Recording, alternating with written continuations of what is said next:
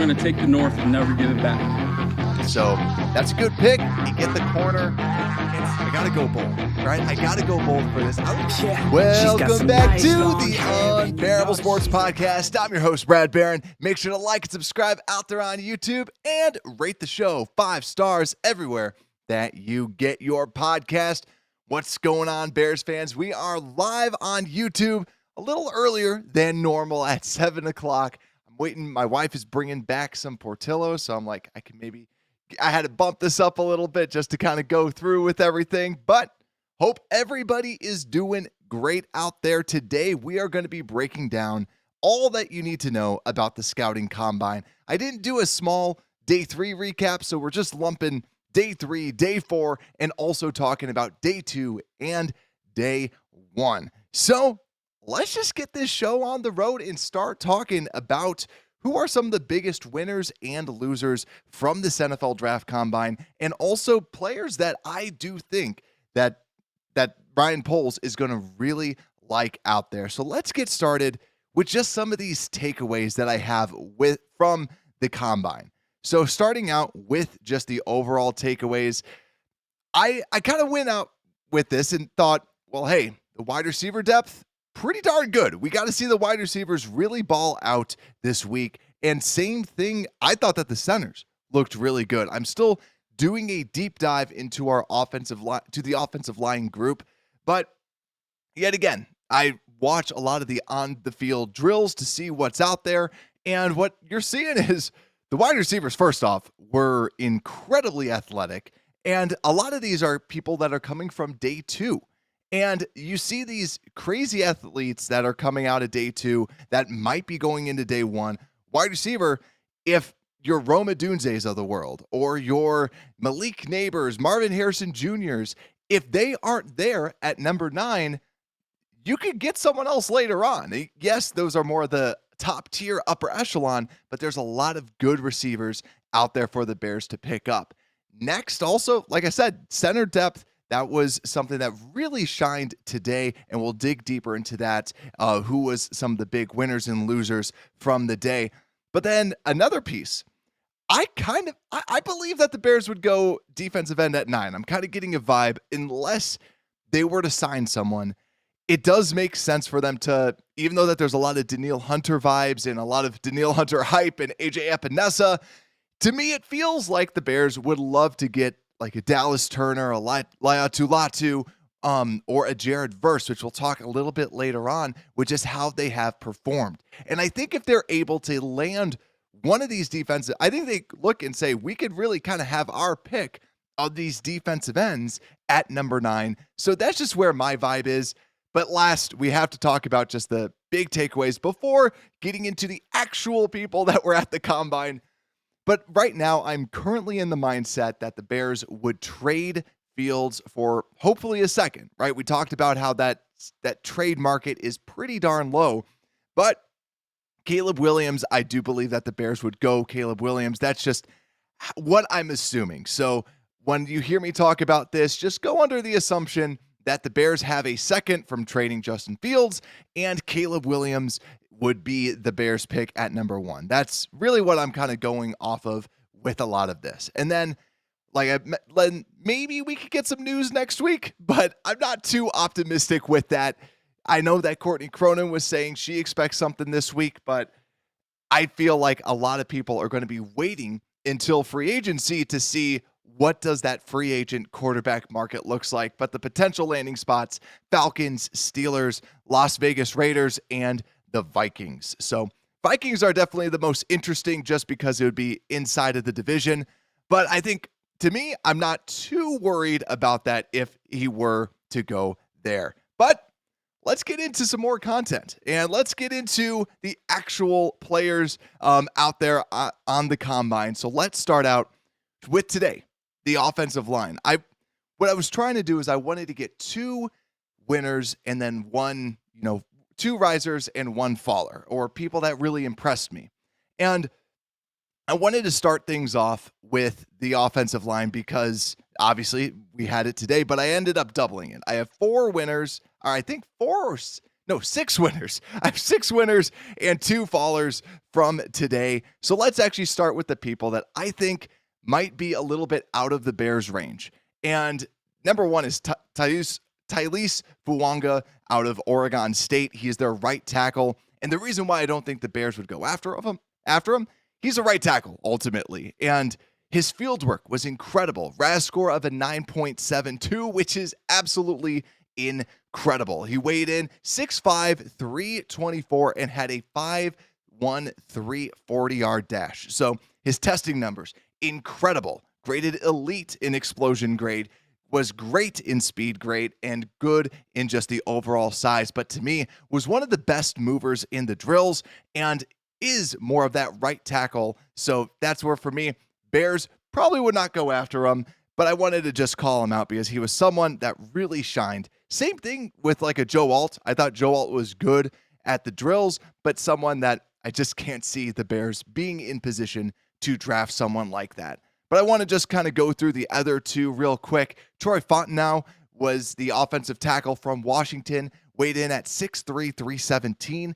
He's more projected to go later in the first round, but could also shift more into a guard spot. But someone, yet again, moved incredibly well. Didn't do the agility drills, but was elite in his speed grade and elite in his explosion grade from an offensive tackle perspective. So if you move him to guard, you would expect a little bit more. And the reason why people are saying maybe you move him to guard is he's only 6'3", which is at the bottom 10th percentile for height among offensive tackles. But he did have 34.5-inch arms, so he might be a tackle if the Bears wanted to go that direction, but that would be more of a first-round pick. And the last one that I don't know where this guy would actually end up landing. I know PFF's a little down on this person, but a lot of people are a lot higher. And now his stock is just going higher and higher and higher.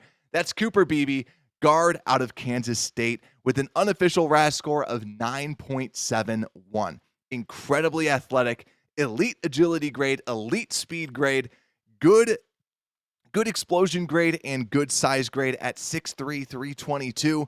Now, he has some weight to him, but also just his movement skills was something I was incredibly just blown away by. But he's more of that guard, and that's where I don't necessarily think the Bears would want to invest a higher draft pick in a guard, because I still feel like they would try and run it back with Nate Davis, even though he didn't do well. He had to go through the death of his mother, and also was not in physical condition to basically play football. So hopefully he's able to come back and we're able to get someone good. But Cooper Beebe, I think, is going to be out of range for the Bears. So probably thinking, well, Brad, who are some of these players that the Bears are actually going to get and on this offensive line? Because those are three that just really blew me away with their athleticism, period. Like, they were just incredible. But there was another group of three that I think that the Bears would really be looking at that at the center and guard position. But let's look at this list. Number one, Tanner Bortolini, with an unofficial 10, an unofficial 10 from the RAS score, which is obviously perfect. Elite speed grade. He ran a 4.9 440 time and an amazing 1.69 10-yard split. Elite agility grade, elite explosion grade, and good composite size grade. So he was 6'4", 303. So just an overall good size for a center, an NFL center. And also, too, when seeing him do the drills, you just saw how fluid he was, how great a feet he had. Now, yet again, this is just watching someone not playing football, right? This is them just moving around, so the athletes are really going to kind of pop. But you see a Bortolini, that's someone you can get in that fourth round. Maybe he starts moving up, similar to what Joe Tippmann did around this time last year. So maybe he starts going more into that day 2 range, but still, this could be a very good center that you get with a later round pick, but highly athletic and a pretty good center, when you actually do watch the tape. But he's just incredibly athletic, and I was absolutely blown away. I would love for the Bears to land a center like him. But let's move on to the next spot. So the other center that I really like, Dylan McMahon, offensive center out of North Carolina State. A RAS score of 9.43, 40-yard dash of 5.1, and a 10-yard split of 177. Great composite speed, elite explosion grade, and just an okay size grade, 6'3", 299. That 299 is kind of light, but it's not incredibly light, right? You're just kind of, especially for a center, going around that 300 isn't terrible, but yeah, more on that lighter end. But yet again, someone from the drills perspective that really blew me away with his feet and just being able to just stay down in his stance, doing the mirror drill was someone that I did not really know who this guy was. I have not watched a lot of tape on him. He's projected to be a 7th round pick. And if you can get a center like this, maybe in the 5th, I could see him moving up a lot of draft boards. If he's in that 5th round range, that ain't so bad for a center. Obviously, got to grind the tape, and I have not watched a lot of his tape, so that's where I want to kind of put that tape back on and say, this guy's a crazy good athlete. Can he back it up by being able to block as well? Because he is a slightly lighter, technically, from that center position. But last little person that I want to talk about from the offensive line group today, and that's CJ Hansen out of Holy Cross. Another person I have not watched the tape on, but a 7th, projected to go in the 7th round, 9.88 RAS score, but he's also more of an offensive guard. Had a 5-flat 40-yard dash and an elite speed grade, an elite explosion grade today, but just an okay size grade. So 6'5", 300 pounds. Yet again, lighter guard, so he's going to do better in some of these drills, but still just very impressed with this guy out of Holy Cross that all of a sudden starts playing really well. Yet again, someone I want to put on the tape and see, can you actually block, or is this just or are you just an athlete?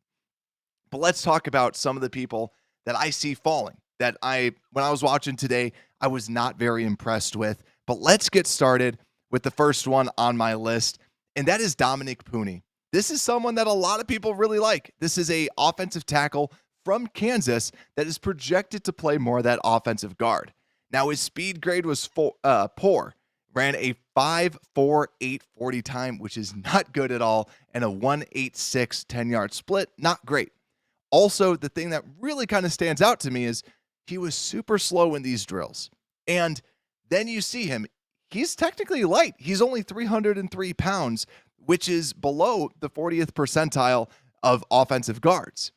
So he's 6'5", 303, so he should be a lot quicker, but I just did not see that athleticism, did not see that quickness. He did not test in the agility drills. He did have a great score with his explosion drills, having a 30-inch vertical jump. But to me, I just came away very unimpressed. And this is someone that a lot of people have projecting to go in like the 3rd round. And when you see him going up against everyone else, and I just came away very unimpressed with his athleticism compared to his peers.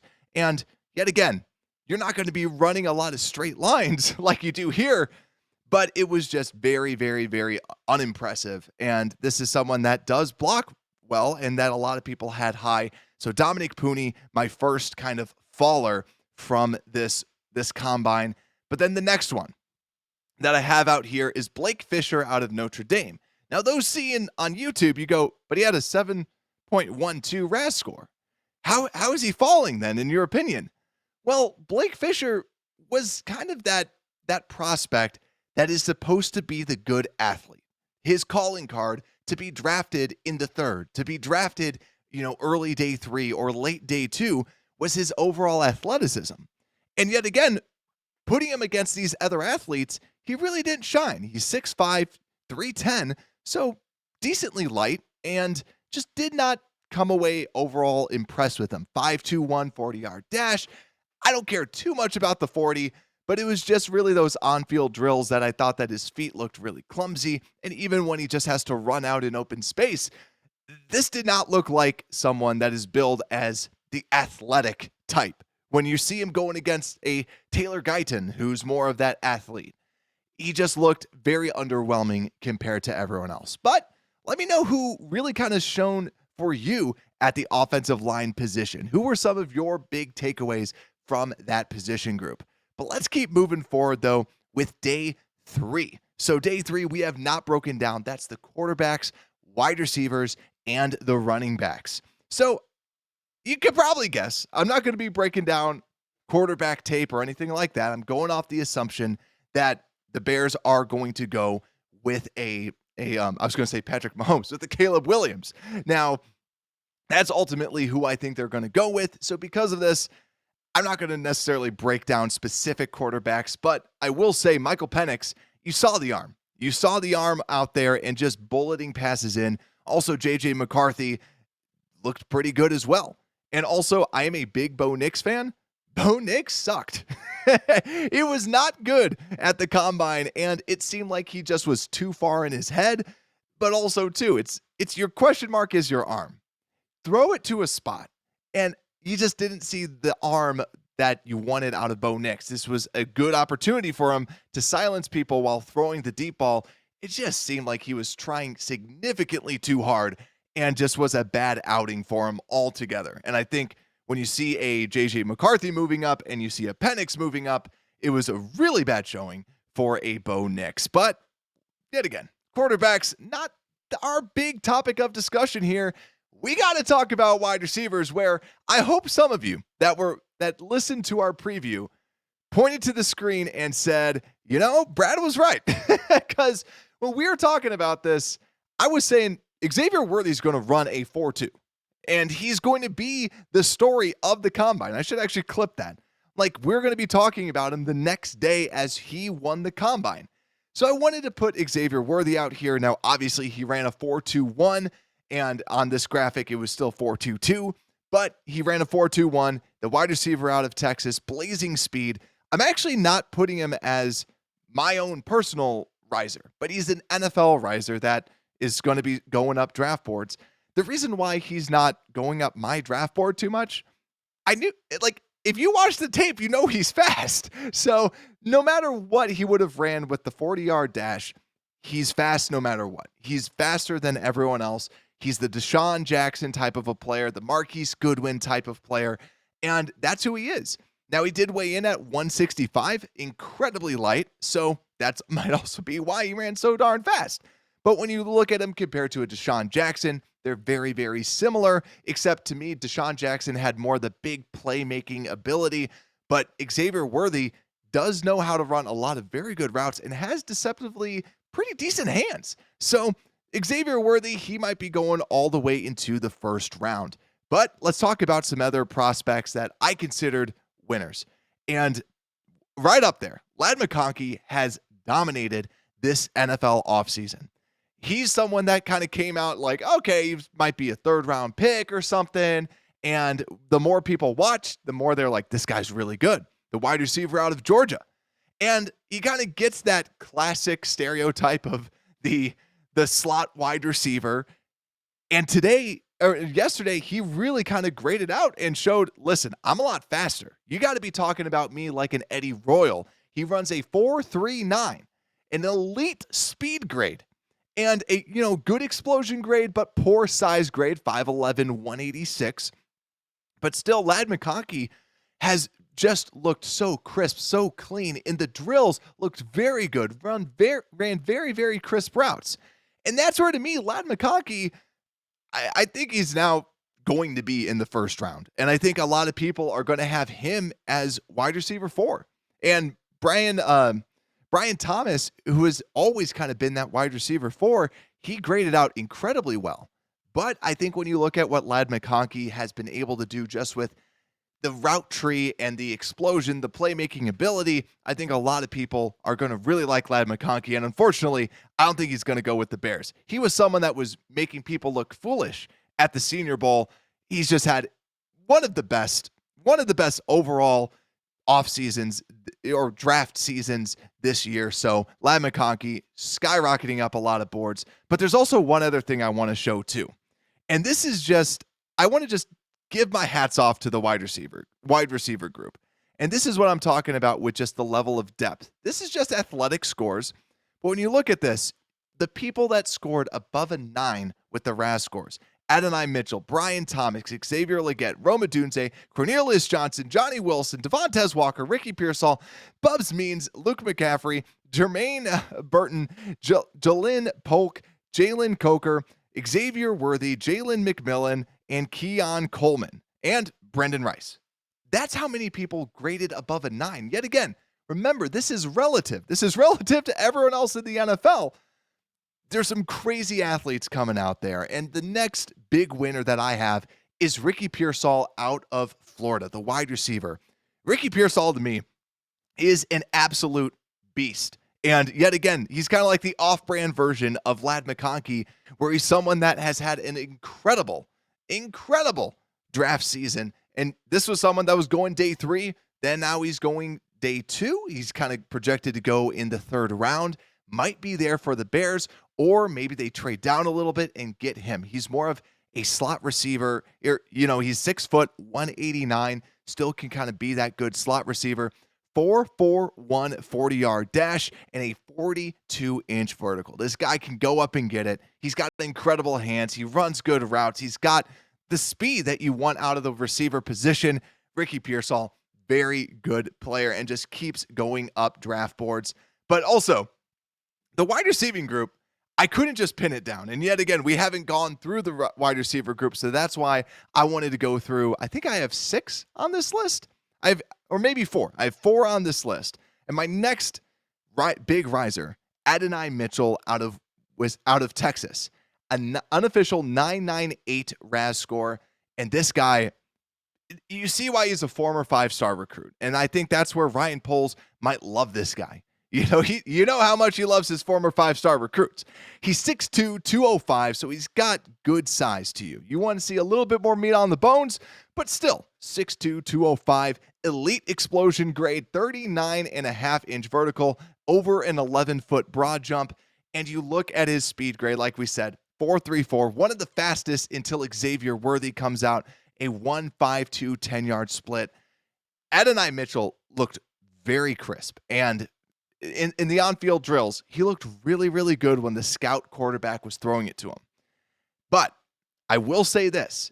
If you look after the scout quarterbacks, like the Kellen Mond and the quarterback from the Ravens that I'm blanking on the name, but when they were throwing him the ball, he looked really good. But after that, when you started to see the prospects coming in, like the actual players that are going to be drafted, you started to see that the balls weren't being completed to him. And that's what I've seen on tape too, where sometimes there's just these weird disconnects that there just needs to be a lot more polish to his game. But you see why he was a 5-star, like this 5-star athlete, this 5-star recruit, this guy that can go up and get the ball. He's got all the tools that you want out of the wide receiver position. And he's someone that might be creeping up into the 1st round, or if the Bears do trade to get a 2nd round pick, he could be right there. And that, to me, seems like a pretty darn good consolation prize.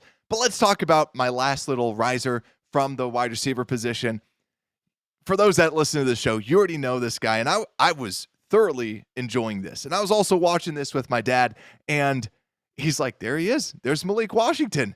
Malik Washington out of Virginia, 5'8". So he's a short wide receiver, but weighs in at 191. Now, 191, if you see him, the dude is built. And my comp for him was Tank Dell. But Tank Dell was very, very skinny, very, very slender. And then you see Malik Washington. Malik Washington is built. He can survive in the NFL game.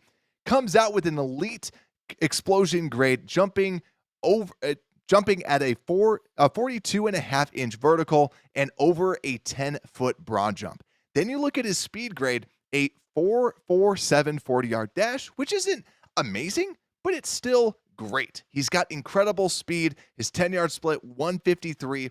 So that long speed is still kind of a question, but it's not super, not super really, right? He's not going to be an Xavier Worthy type of absolute blazing speed. But Malik Washington, too, why he is a winner for me, even though that he didn't have the highest RAS score, right, at 8.38. The on-field drills, he looked crisp, he looked clean, and he was just making plays out there.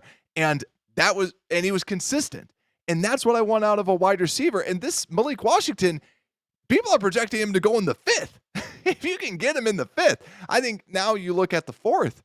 And if you can get a receiver like this that can play out of the slot in the 4th round, by all means, because one of his biggest issues was just kind of getting off of that bump and run coverage like you see with typically smaller receivers. You can put him in that slot position and get him in day 3. Whew, sign me up for that. Malik Washington, very, very good and one of my risers. But let's continue on and talk about day 2. Not talk about day 2. We got to talk about the fallers from the wide receiving group, and then we got to go through some of these running backs. So, from the wide receiver position, one of my fallers, and this feels really, really, really weird to say because this guy had a 9.86 RAS score, and that's Devontae Walker. So, this guy tested like crazy, the wide receiver out of North Carolina. And if you've heard me talk about him, we knew that he's a good athlete. We know that he's this great like athlete overall, but the question is, can you play wide receiver? Are you this good player like we saw before he transferred to North Carolina? Because when he transferred to North Carolina, he had one of the weirdest off seasons where he could not participate, and they were basically banning him for the year. And he had to appeal that. He came back, and then he started off the season, and he's not able to gel with like a Drake May. So he comes out and he runs a 4.36. Incredible. Jumps 40.5 inches. Incredible. But why am I considering him falling? Well, it's the drills. You saw, like at the Senior Bowl, people kept trying to give him the ball, but he just wasn't consistent. He wasn't making plays. He wasn't catching the football. He was dropping it consistently. And then you see him out there at the combine. When he's running these drills, he's not looking like a second-round pick that some people were projecting him as. Some were projecting him in the 1st. He's not looking like that player. He's looking more and more like a day 3 player, and he's incredibly talented. You can see this, 9.86. He's incredibly athletic, but there's just something missing. It's that Anthony Miller-esque where it's like, what are we missing out of you that there's so much talent there at the receiver position, but it just doesn't seem like he's putting it all together. And it's different than like a Malachi Corley, where Walker can run routes.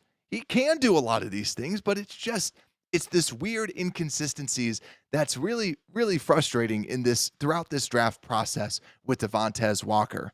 But my next faller, and it's hard to say this, and this is yet again another weird one where you go, what? And that's Troy Franklin, wide receiver out of Oregon. Now, why is he a faller to me? Well, Troy Franklin was seen as kind of that wide receiver 5 maybe. And he measures in 6'1", 176. We knew he was going to be skinny. But that's really, really skinny for someone that's 6'1". And when you compare him to the other wide receivers that were doing better than him, Keon Coleman, for example, and we talked about like a Jermaine Burton, Ricky Pearsall, even Johnny Wilson had to go in. Xavier Legette tested phenomenally well. Brian Thomas Jr. tested well. When you have all these people testing well, and you come out, you run a 4.41, which is not bad, but your 10-yard split, 1.61.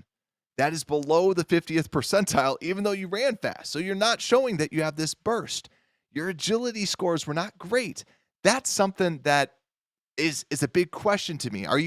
If you're just a straight line runner, and also even the the drill stuff that he was running through, I just wasn't a big fan of what I was seeing out of Troy Franklin. And when you see someone that is supposed to be that number 5 receiver, I think that he's just falling down a lot of boards because they go, I'd rather have Adonai Mitchell. I'd rather have Xavier Legette. I'd rather have all these people than Troy Franklin. That's why, to me, he is a faller from my draft board. So let me know what you think, though, down below. And also, too, I'm realizing this as I'm going through. My live feed might not be working properly because I'm getting 0 people in the chat. So I don't think that the live stuff is actually working right now, but I'm just going to double check on that right now. Yeah, it just says upcoming, and I'm totally recording this right now. So that makes a lot of sense. I've been having a little bit of troubles with my streaming platform, so I'll just post this later on. No worries there, but I will just continue going through. So let me know down in the comments. I'll try and respond to as much as I can.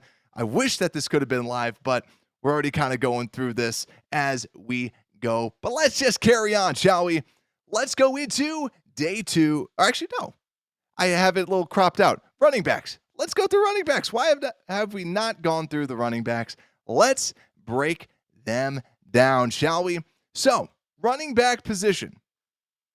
And also, actually, I forgot that I had another one. Taj Washington. I forgot that I still had his slide up here. That was another little faller just because I like Taj Washington, the wide receiver out of USC.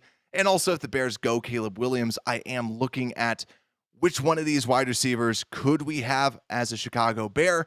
Taj Washington weighed in at 174, 5'9", 174, and just the routes were just kind of gross. Like, the routes were really gross. He just did not feel like a wide receiver, and he's a big play threat, but just seeing how he was running routes, it just really felt like, okay, when the ball's in his hands, he might be able to do something. But yet again, when you put an athlete next to other athletes, and those athletes are better than said athlete, then it doesn't feel as good. And that's how I feel about Taj Washington. There's better people that were out there than Taj Washington. That's why, to me, he's a faller. But let's start talking about these running backs, shall we? And I'm going to go with the biggest winner in my opinion. And that's Keelan Robinson, running back out of Texas. Who? That's what I was thinking. And I like the Longhorns. I watched Texas a lot. And Keelan Robinson is someone that I had to watch the tape on again. 5'8", 191, so he is a smaller running back. But he has an elite speed grade. And now his overall RAS score unofficially is 7.57. So not the top tier athlete, but it's also because he's a lot smaller and did not test in the agility drills. But an elite speed grade and a good explosion grade, 33-inch vertical, 10-foot broad jump. And the reason why Keelan Robinson really stands out to me, this is the 500th prospect on the consensus big board. He's like around that area. And he's showing you great quickness. The drills, he blew me away. Yet again, I was watching this with my dad, and I already watched it before, and he's watching it with me for a second time. And he goes, who's that running back out of Texas? This isn't the running back that's going in the second round. This is the running back that's projected to go undrafted. And I think when you look at what Ryan Poles likes to do, in the 7th round, he typically likes to take someone that's just his guy. Kendall Williamson was like the 700th ranked prospect, and Bell last year too. He will take someone that is super far down boards and just say, we're going to take a shot on you. Keelan Robinson was quick, was shifty, and he has that home run ability from Texas. And when I see him, he's a perfect type of third down back that you want, running little routes out the backfield. He ran very crisp routes, and he showed just incredible quickness. So to me, I was very, very blown away looking at Keelan Robinson. So definitely watch the tape. He doesn't have a lot of production out there, but really was someone that I could see Ryan Poles, I could see him trading back, getting some of these 7th round picks, and ultimately landing a Keelan Robinson or as a UDFA. Very impressed with Keelan Robinson, my biggest winner from the running back group. And next, Isaac Guerrero, running back out of Louisville. He was on my watch list. 9.98 RAS score. Incredible. Ran the 4.33 40 time, 1.51 10-yard split at 6 foot 221. So he had the big body, but still just had the blazing speed, elite explosion grade, great size grade, elite speed grade, and great agility grade. Incredible. Incredible combine that he had, but he backs it up with, like, his on the field stuff was good, but he just tested through the roof. And this is another person that people have going in the 7th round.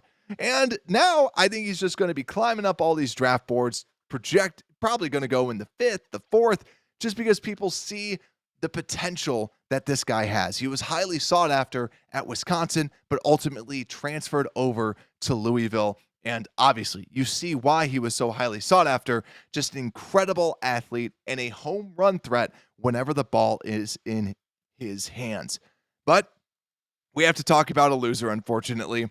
And my biggest faller is one of our fans' favorite ones. I know a lot of you guys out there, myself included, really like Bucky Irving, running back out of Oregon. And this is someone that I just was disappointed with because he has this home run ability out of Oregon. And you watch his tape and he's electric and he's exciting. He measures in at 5'9", 192, so smaller build for a running back. And then he goes out and runs the 40-yard dash at a 4.58 and a 10-yard split, 1.61. Not great when you're that size to be running that slow. And this is something that when you do put on the tape, he's kind of like Devin Singletary-esque, where Singletary wasn't breaking these long runs, but he was slippery. He was very agile. But when you look at this and you go, his explosion grade is poor. He only jumped 29.5 inches. Not great, especially if you're this short. Very poor size grade. Okay speed grade, didn't test from the agility standpoint. We don't have that. This is something that, from Bucky Irving's perspective, that I wanted to see more out of Bucky, and I wanted him to do well because, like I said, I like his tape. But just seeing the athletic scores, not great. But then also the on-field drills did not showcase that quickness, that athleticism that I was hoping to see. So that's why, to me, he's my biggest faller out of the running back group. But I will say, this running back group, very, very good athletes out there. So Bucky Irving, though, the biggest faller. Now, let's kind of go through the day two, the day ones, and just kind of rattle some of these off because, yet again, we've already kind of gone through this in further detail, but I just wanted to talk about my biggest risers and my biggest faller out of these groups. So let's start out with the cornerbacks and safeties and tight ends from day two. And what I will say is, from day two, I don't want to talk about the corners too much just because I don't think that the Bears are going to go corner. Maybe super, super far down, but just quick little tidbit. Quinyon Mitchell, cornerback out of Toledo, has been soaring up draft boards. This guy is incredible. This guy is, yet again, phenomenal draft process for Quinyon Mitchell, and just backed it up with great athletic scoring, 4.33 40 time, measured in at 6 foot, 195, 38-inch vertical, and 10-foot broad jump. Quinyon Mitchell out of Toledo is, to me, he's right behind Terrion Arnold. Him and Terrion Arnold are cornerbacks 1A and 1B, and I might even have Quinyon Mitchell higher. He's just incredible with what he can do. But then the other cornerback that is projected to go a little later, but still he might just be a third-round pick, Max Melton, cornerback out of Rutgers. Very, very good field work, and also elite speed grade, elite explosion grade, okay size grade at 5'11", 187, but when you run a 4.39, jump over 40 inches, great day, and like I said, the on-field stuff, incredible for him at the corner position. So let's talk safeties, and if you already listened to us break this down before, this is no surprise to you. Cole Bishop is my biggest winner from the safety position. This is someone that has already shown a lot of great tape just with his instincts and just knowing where to be, rather than like the Eddie Jackson instincts of, okay, I'm going to pick this off, like the ball hawk instinct. He's more of knowing where to be. And his athleticism was never his calling card. And now he shuts up a lot of us and says, listen, I'm going to run a 4.45 at 6'2", 206 and jump 39 inches and have a unofficial RAS score of 9.81. Phenomenal grading, phenomenal testing by Cole Bishop. Good tackler, good in coverage, smart player.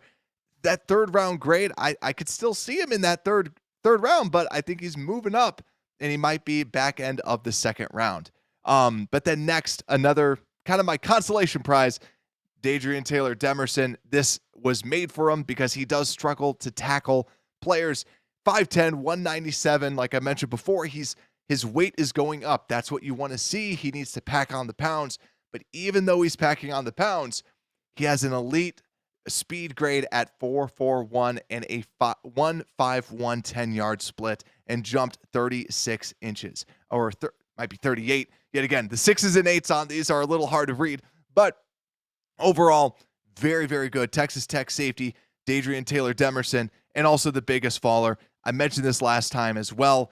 The biggest faller to me at the safety position was Cam Kitchens. He continues to fall. People aren't liking his tape, but then also he backs it up with a very bad combine with a 4.65 40-yard dash, 5'11", 203. And at that size, you expect him, and as a free safety that you expect to roam around everywhere, he just did not have that speed. So that's why he's going to be moving down a lot of boards. But still, yet again, this is just testing. He can ball. Yet again, he reminds me of Eddie Jackson. Very risky, but has those ball hawk traits. Eddie Jackson was not known as the fastest guy. Cam Kitchens is still a possibility unless the Bears really do want to stick with this whole RAS score thing and say, hey, we're only drafting green RAS score players out there. But let's finish off day 2 talking about the tight ends. Tip Ryman out of Illinois, 993 an official RAS score. He's my biggest winner. Like I mentioned before, he was one of my lowest graded tight ends because he just didn't have a lot of production. And then you see him with an elite speed grade, a good explosion grade, and a great composite size grade. 6'4", 271, running a 4.6, 440 time. Tip Ryman, phenomenal. Moved very well in the drills. My biggest riser. And then my second riser, Ben Sinnott. He's someone that is just he's the gem of the draft community. He's the one when you put on the tape, you go, this guy's freaking good. And then now he goes out and does a 9.49 unofficial RAS score and a 4.68 40-yard dash at 6'3", 250. So this guy out of Kansas State, Ben Sinnott, someone that I think could still be at the top, maybe now the top end of the of day 3, or maybe the bottom end of day 2. Unfortunately, like Ben Sinnott is no longer the hidden secret of the draft community. He's now front and center, and people now know who he is. Even though he still didn't turn all the heads at the combine, he looked darn good. He loves breaking tackles, just a very good tight end. And let's go to my biggest faller, and that's Ja'Tavion Sanders. Yet again, he was my faller then as well. And the reason why he's my biggest faller is you see all these other tight ends, Cade Stover included, testing great and looking good on the field. And Ja'Tavion Sanders goes out there, and yes, he had a great speed grade. A 4.69 is a good 40 time for him. But ultimately, I just felt that Ja'Tavion Sanders didn't do as well as I expected on the on-field stuff. And I thought everyone else performed up to his standards. So that's why I think he might slide a little bit more while everybody else is moving up. And you might see one of those tight ends maybe even jump him at that tight end 2 spot. I just don't think he's on an island by himself anymore. And let's go to day 1, though. And let's just kind of wrap this up with 2 defensive tackles that are my biggest risers, 2 defensive ends, biggest risers. Linebackers, I'll just talk about a little bit of them. But my biggest, the person that won at the defensive end spot to me, Chop Robinson. This, no questions asked. He was someone that was falling down a lot of draft boards because people were saying he doesn't have any pass rush moves. He just runs. And that's true. But he comes out and he goes, listen, I'm an athlete. Now, he measured in a little bit light, 6'2", 254. That's still not terrible. And he has an elite speed grade, 4.49 40 time, and a 1.54 10-yard split. That is what's so key. He has that incredible get off, and his explosion grade was still great. Just Chop Robinson out of Penn State. I was hoping he could last until the second round, and this is where, when I see the defensive ends, those great defensive ends, that's why I feel so comfortable with the Bears going with one at pick 9 now, because I think that second round range for even like a Darius Robinson, I think they're going into that first round category and pushing some of those other players out. But then the next person that I want to say was my other riser. Oh, wrong one. These are linebackers. So actually, I guess I'll just kind of finish up the linebackers at least. My 2 linebackers that I liked. I like Steel Chambers from Ohio State, even though he didn't test the greatest. I liked what he did on the on-field drills. And his biggest kind of knock is just his size. 6 foot, 226. Everything else, not too alarmed by, but just his on-field drills, very, very comfortable. Yet again, I don't think the Bears would draft a linebacker, but still Chambers was someone that I just came away fairly impressed with the on-field drills. And last one, this was the biggest winner from the linebacker drills. Peyton Wilson, linebacker out of North Carolina, 4.43 40 times, 6'3", 233.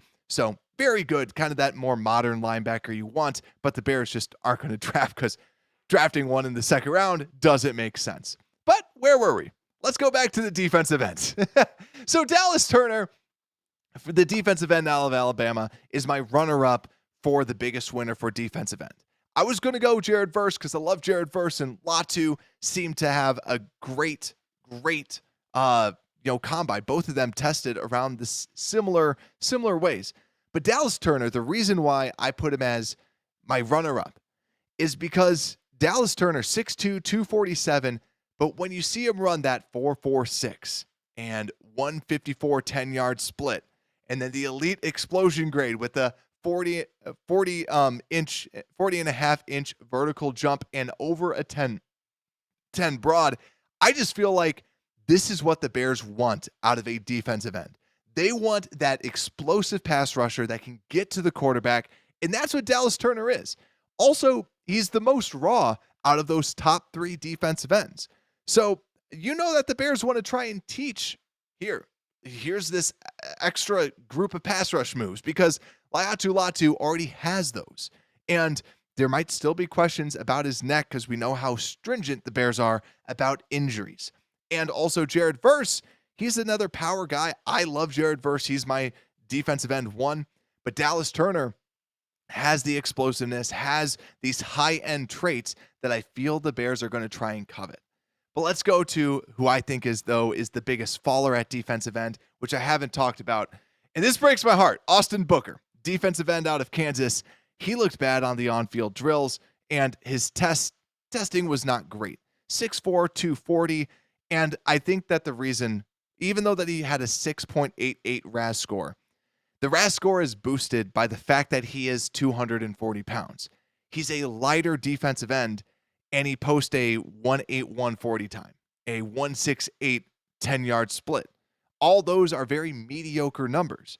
When you're this light prospect, you should be doing what the other light prospects do, like a Dallas Turner or the other ones that can give you that extra speed boost, give you that extra quickness.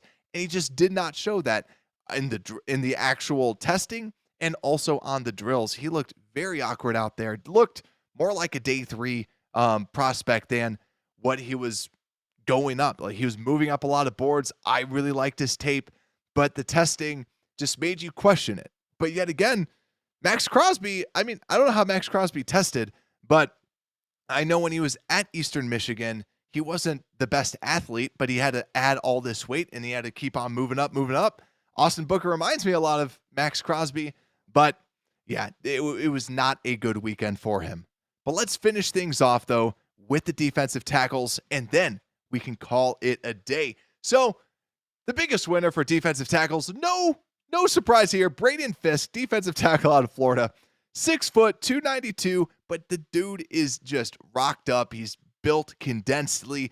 Speed rating was elite, a 1.69 10-yard split and a 1.78 40-yard dash, and also an elite explosion grade with 33.5-inch vertical and over a 9-foot broad jump. This guy just explodes, and all his drills too were just phenomenal. So Braden Fisk, incredible, but shorter arms and projects more as that 3 technique. Maybe the Bears look at him, but he's now a solidified second-round pick, in my opinion, after this incredible grade. But he was the biggest winner. And my runner-up is Chris Jenkins, defensive tackle out of Michigan. There's a couple other players that I was thinking about, but ultimately, like Byron Murphy Jr. out of Texas, I felt he solidified himself as defensive tackle 1 because he just looked like the athlete that you see as the next best defensive tackle. Like he just looked so good, so condensed, just very good player. Chris Jenkins, though, 9.55 RAS score or unofficial RAS score, 4.91 10-yard for 4.91 40-yard dash and a 1.69 10-yard split. Incredible numbers. Elite speed and he's still 6'2", 299. Also, I think he had 29 bench reps. I don't have this out here, but just his size, his strength, it's all there. And the way that he moved in these drills, I was thoroughly impressed with. And I think he gets billed as this run stuffer only. But you saw the speed, you saw the raw athleticism, and I think that's why he is my second winner for the defensive tackle position. But now we have to finish on a low note. My biggest loser from the defensive tackle, and I was practicing this guy's name, so we'll see if I can do it.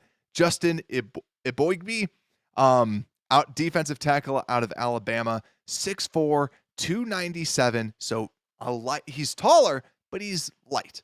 28-inch vertical, which is not great.